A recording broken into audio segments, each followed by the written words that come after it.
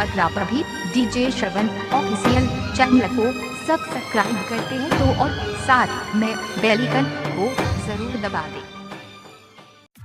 अभी आप सुन रहे हैं प्लानिट म्यूजिक की शानदार प्रस्तुति दरभंगा।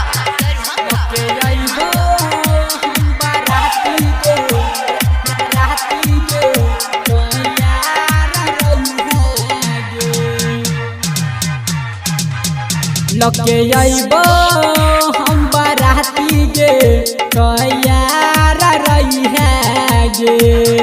लके अइबो हम बाराती गे तैयार रही है गे।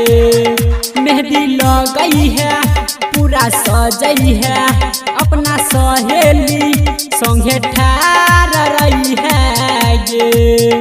लके अइबो हम बाराती गे तू तैयार रही है गे। लके अइबो हम बाराती गे तू तैयार रही है गे। Planet music Darbhanga. तू तैयार रही है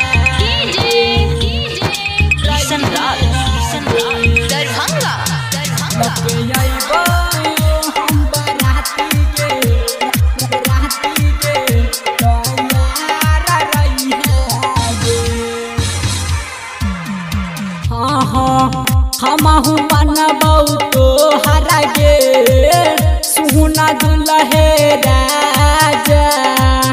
हमारा आगे बजत रहतो सुना बैंड बाजा। हमारा आगे बजत रहतो सुना डीजे बाजा। लके अइबो हम बाराती गे तू तैयार रही है गे। लके अइबो हम बाराती गे तू तैयार रही है गे।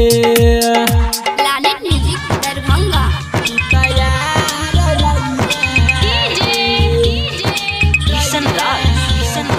दरभंगा।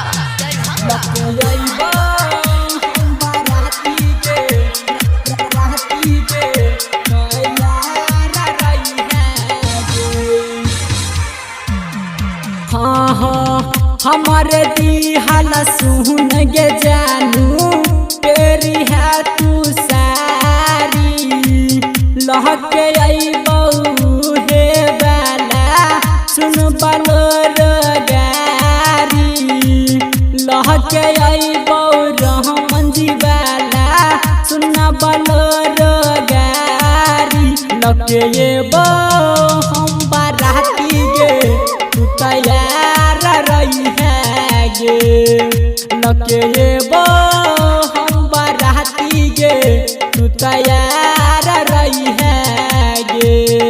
लके अइबो हम बाराती गे तैयार रही है गे। मेहंदी लगई है पूरा सजई है अपना सहेली संगे ठार रही है गे। लके अइबो हम बाराती गे तू तैयार रही है गे। लके अइबो हम बाराती गे तू तैयार